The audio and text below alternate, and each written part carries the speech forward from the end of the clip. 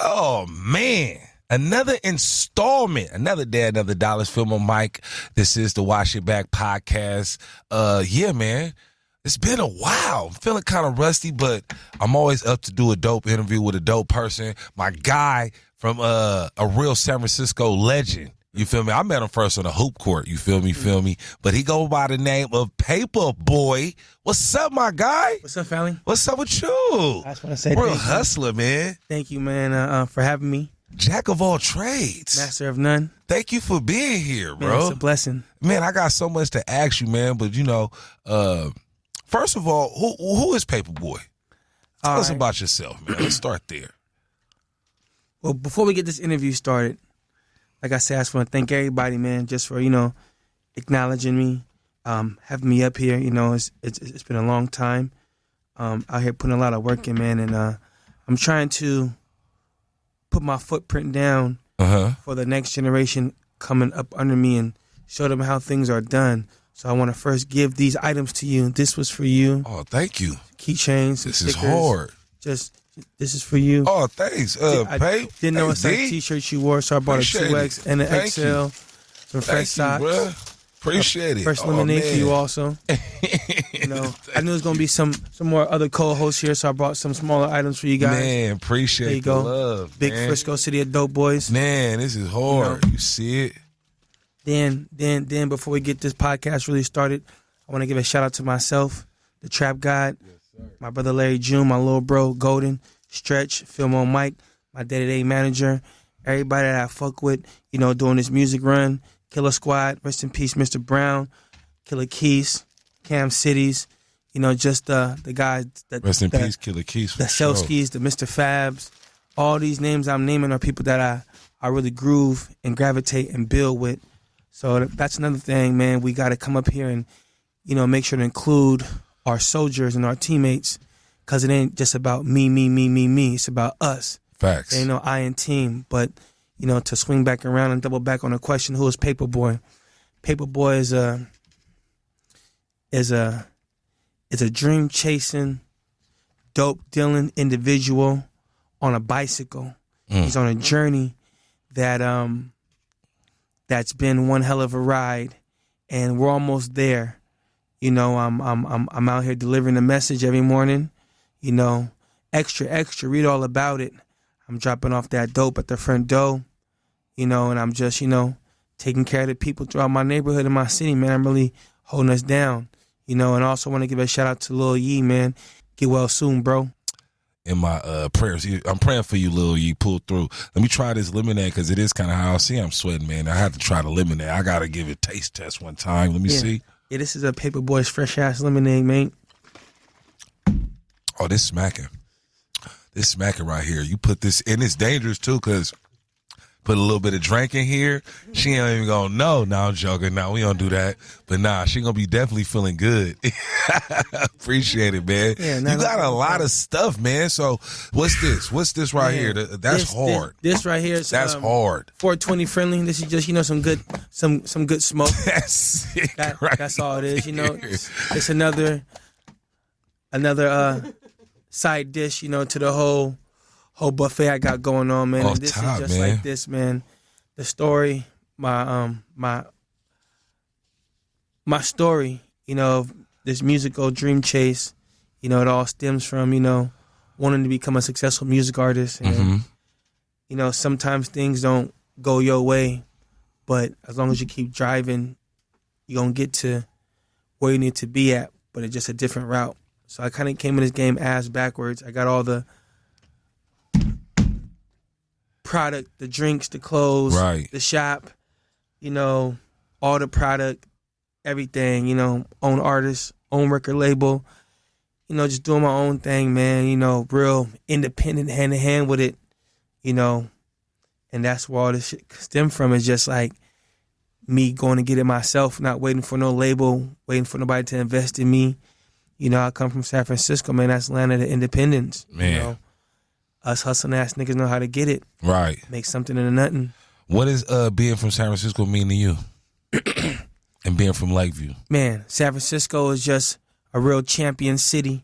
Real positive, dangerous city, man, where, You know, I like how you say it, a positive, dangerous. The biggest, most dangerous thing and powerful thing can come out of here, which you know, rose from the Niners to the Giants.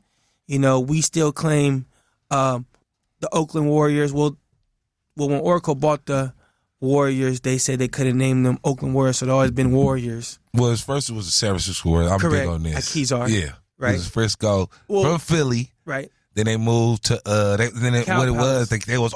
They was playing all around the Bay. They didn't have no one spot. Then they settled in Oakland to go to State Warriors. Man, I feel it. But even when we just started, you know, rising, you know, this is right after the We Believe, like 10 years later, you know, the Curry era, you know, we just became the spotlight just turned on the Bay Area. Facts. You know, the last time we had any bit of light was the hyphy movement. Mm-hmm. You know, and now, you know. What was you doing during the hyphy movement? I was definitely outside, scraping, dipping and yoking, you know, doing what a young city nigga, you know, doing, you know. Off top. Enjoying life. Yeah. Flying through neighborhoods, you know. What was your soundtrack? My soundtrack, I was What was you slapping back then? So my partner had put me on with Mac Dre. Okay. You know, so he was off a little bit of Mac Dre because his name is Ronald, a real good friend of mine, aka my brother, man, Teflon Ron. His dad was the DJ for IMP, rest in peace, Cougnut. So he grew up on music. So he always had the latest and greatest music. Mm-hmm. So he was just damn near iTunes before iTunes. Off top. Human iTunes. Yeah. Then I was off a lot of East Coast music, Pat Poose, the DJ K Slayer mixtapes, Cassidy. This was around Joel Santana and Lil Wayne, I Can't Feel My Face. Man. Records came out. Mm-hmm. Let me see what else was rocking. Fabulous, Loso, shit like that, man. Right. Tell us about the store. So I own a boutique shop in Lakeview called Dreamteam SF.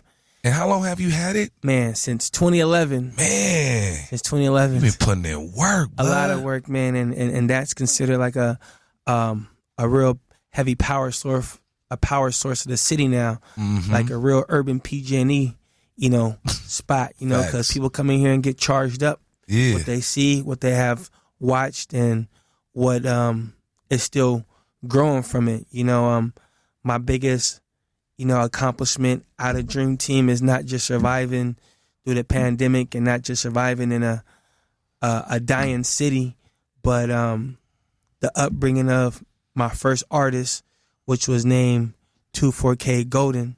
You know, he and this is no disrespect, but he's the biggest rap artist to come out of San Francisco. Right. You know, and it's all documented.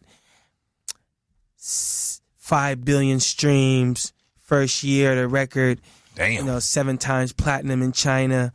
You know, just off the charts, man. Performing in front of 500,000 people at what's the thing they have in Golden Gate Park? Outside lands. You know, I didn't see the kid, you know, grow up, come from. I know you proud. Oh, for sure. You know, it's a beautiful thing. And, you know, a lot of people, a lot of big homies and big brother figures that's doing what I'm doing with this music, they kind of shelf the little homies. But me, I already saw a Jedi can only recognize another Jedi. Mm-hmm. So when I seen a lot of me and him, I just kind of stepped back. Right. And I just put him in front. And I not necessarily swallowed my pride because I just knew what I needed to do in order to catapult him to the next level. You know, I traded my turn for his turn. Here, bruh, you go ahead of me. Oh, that's what's up. You know what I'm saying? So how come now, you don't think more OGs do that? Yeah, and I wanted to speak on that. A lot of cats won't do that, and it shows a lot, you know. Facts. Not shows a lot you know, about their character. Not playing your position, man. Everybody want to be Michael Jordan. Sometimes you gotta be Phil Jackson, man. Mm-hmm. right. You know, and facts. Although everybody wants to be the star, sometimes that ain't your star position, man. Right. But I done watch a lot of things happen with these two eyeballs in the music industry and in the street, you know, street culture too. Did you start the label around the same time you started the store? Yeah, so the store was only supposed to be 6 months. I had dropped my first mixtape around 2010, 10, which was En Route Volume 1, and I took this music. What you mean it was only supposed to be for 6 months? It was a pop-up shop. Like, I only signed the lease for 6 months. Wow. But because I never burnt the bridge, never, had no problems with nobody throughout my whole life from elementary up until now, when we opened the shop, it was nothing but pure love. Like, so much support.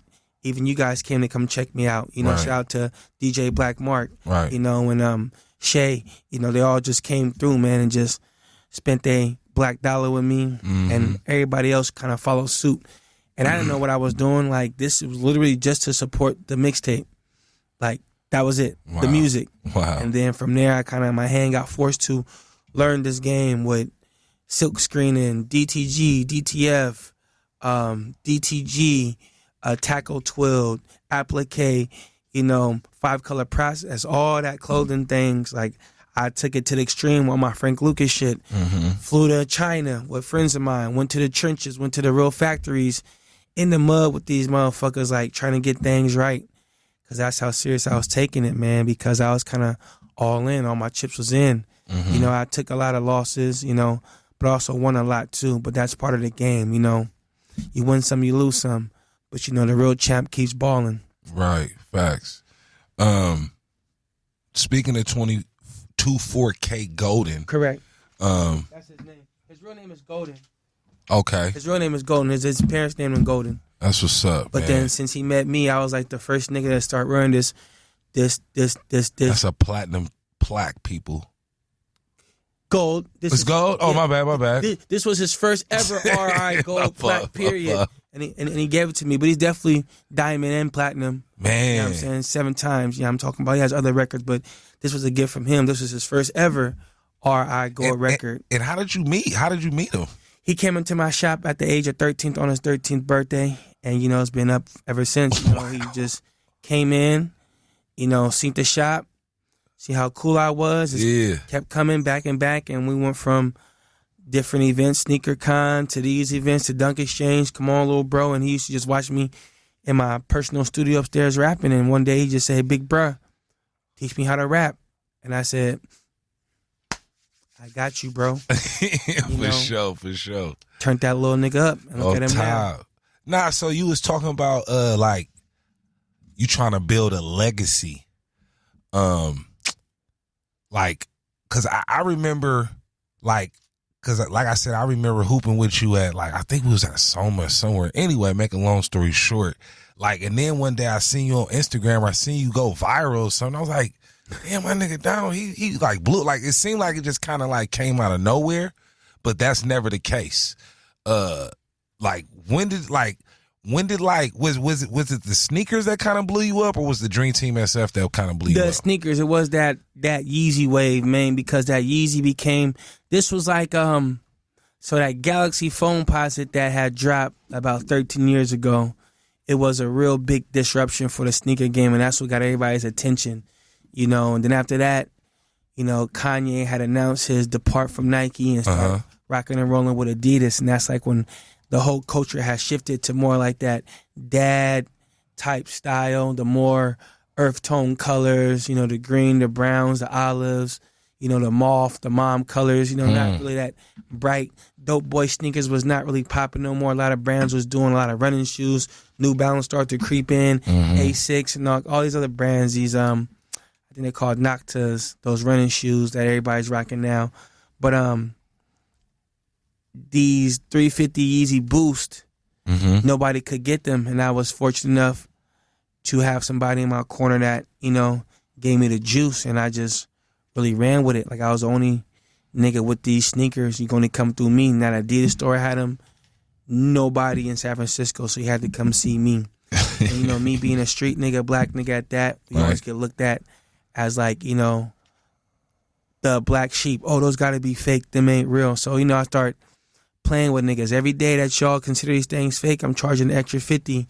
So I just kept creaming niggas over the head until they was like, bro, he the truth. Right. And to this day, niggas just begging. They're praying. This nigga gotta have, how? I done sold thousands of praying on your sneakers, downfall, man. That's some hater shit. Man, but I kill every nigga with kindness though, man. I done seen it all, man. my formula on my success is so simple but so different. Like I forgive and I keep balling on niggas, man. You hurt me, I'll show up to your daughter's birthday with a gift and a cake and a I forgive you card. Like, right. That's how I play my hand. Right. Like pure love with me. Off top. And that's what got me winning. Off top. Yeah, we want to stay winning. Shout out to Stunning Man too. Oh, for sure. This is the Wash Your Back podcast. You are with FILLMOE Mike. Shout out to E. McGee. Shout out to Young AZTEC. We here with PAYPA Boy. Have you washed your back? Did you wash your back today? Did you wash your back? Nah, I had my girlfriend do it. That's what I'm talking about. He said, nah, had your girl do it. That's what's up, man. I got a question for you, Pape. Yeah, ask away. Top 5 dope boy kicks of all time. All right. Your list. Got to be the 94 Charles Barkley CB4s. And when I say dope boy kicks, I mean hustling. Oh, for hustling sure. shoes. Yeah. Them right there. Then I gotta go with Jordan 3s that first dropped in 1988 and retro to 94. Then I would have to go with the Air Max 95 up tempos. Ooh. Then I would have to go with the AIRs, the big AIRs, the Air More up tempos. Then I would have to go, man, the 96 Freshwater King Griffey Juniors. Ooh. Man. Damn, I know. How come they don't make shoes like that no more? How come all the tight shoes that people buy is like from that era? I'm going to tell like you. The 90s. Because they don't got niggas like me up there and in the Nike industry telling them what the streets want and needs, and there's no real hoop aesthetics. No, everything is built on performance. There's no more lifestyle sneakers. These were lifestyle sneakers. Now it's all one size, no more unlacing, no more, fresh out the box lacing style. Everything just one fit. Yeah. And everything. You be thinking this is like a science for you. Oh, for sure. I study the game. Like. He idiot, for real. I love it. Then I gotta say, it's just so many, man. The penny hardways, the penny twos. That's when not the big Nike check on the side, but this one has a little bubble on the ankles. Mm-hmm. And for my 5th joint, dope boy sneaker all time, I would have to go with the Command Air Force. The Command Air Forces. Okay. Them was like the David Robertsons. Them was the shoes off of White Man Can't Jump. Them okay. Was, Billy Harold. Is that his name? Billy Harold? I forgot his name, but yeah. Yeah. Woody Harrelson? Woody Harrelson. That's what he was rocking. Him and Wesley Snipes. Yeah, for sure.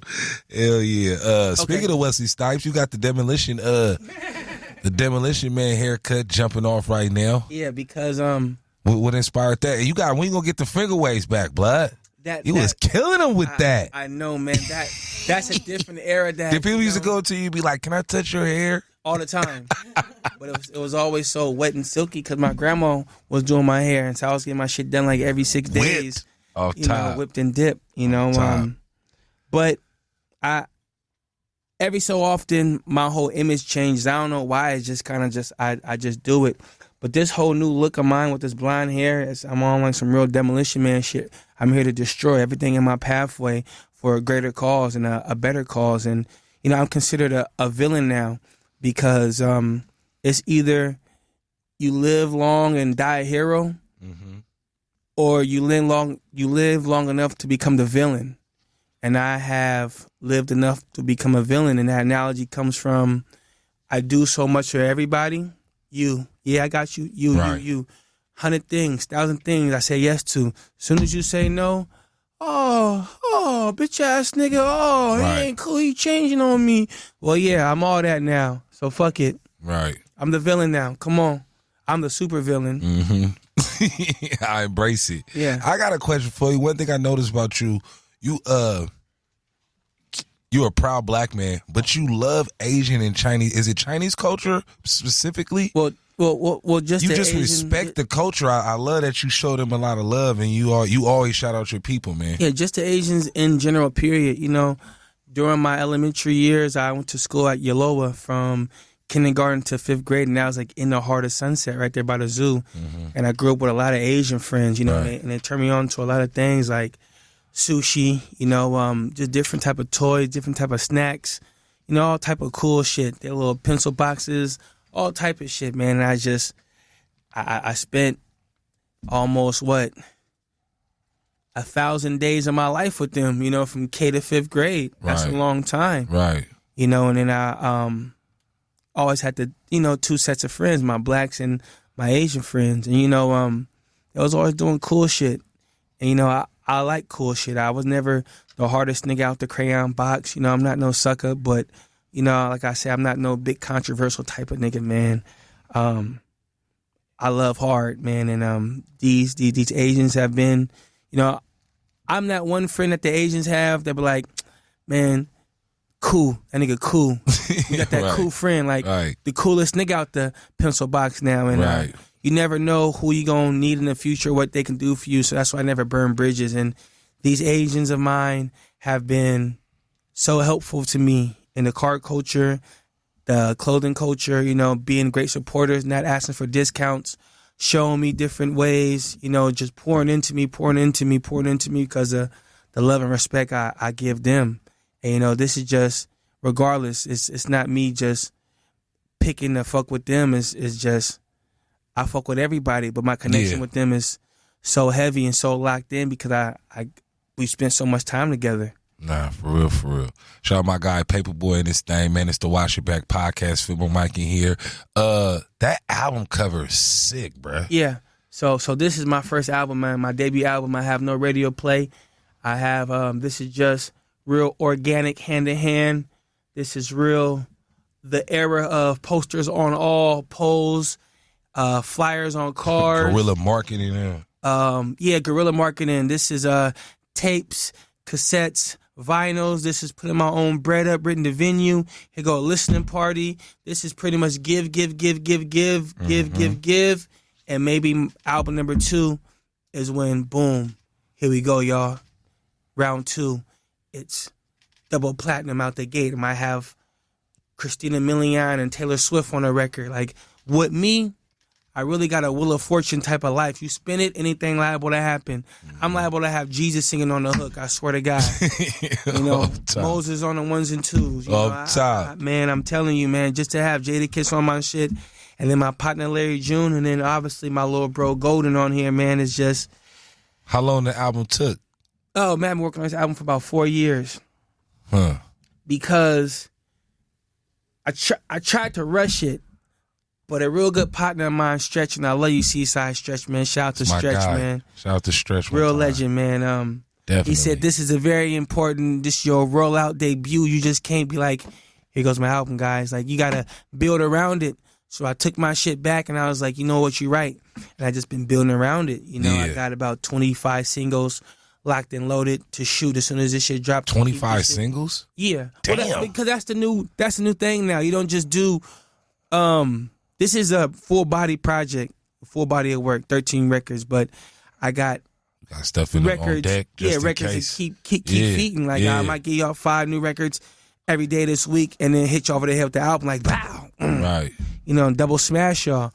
And then after that, you know, the attention span of us humans is, okay, you spent 4 years on this album. We gave it 2 days of listening. What else you got, bruh? I thought you niggas never asked. Right. You ready for him? Shout out to Stretch. Stretch, one of the smartest people in the music game. Yeah. Period. He's just he's sharp, blood. I remember you, I think you was shouting him out. No, I seen him in one of your comments. I was like, okay, if Stretch in your ear, that's a good thing. That's a blessing. I'm really big on relationships, man. I swear to God, I have made more money based off my word and relationships than I ever did off spending money and selling a product. So I want y'all to really break that down. Don't let that go over y'all head too far. Right. What's up with Larry June? Larry June, that's my brother, man. We got a record on here called Dope Boy Trophies. And me and him linked up about 5-6 years ago. And when we linked up, you know, Larry June wasn't really dropping the music like he was, but he already dropped maybe like 3 albums. I caught him when he had that Chief Sledger. Who's that? Yeah, he did the Trap Larry, and that's when I got introduced to bro, and bro just started coming to fuck with me.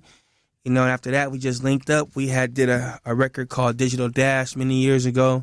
Then we got a few more records in the vault together, and then I just been a supportive, partner of his. Our relationship grew. We linked in as brothers, and I'm just happy to see bro really rise above all this shit and just go crazy. Like I'm happy. I'm always applauding for that man. That's what's up. Always rooting for him, including him in my music, including him in everything I do. Although he's such a big independent artist, from San Francisco, and he don't really need I don't want to say don't need my help or support, because genuine support from the heart is like the best support. Facts. Yeah, I'm saying, but like I said, I'm a real team player. I'm always root for the own team, and I'm always do what I can to do to continue to see you win.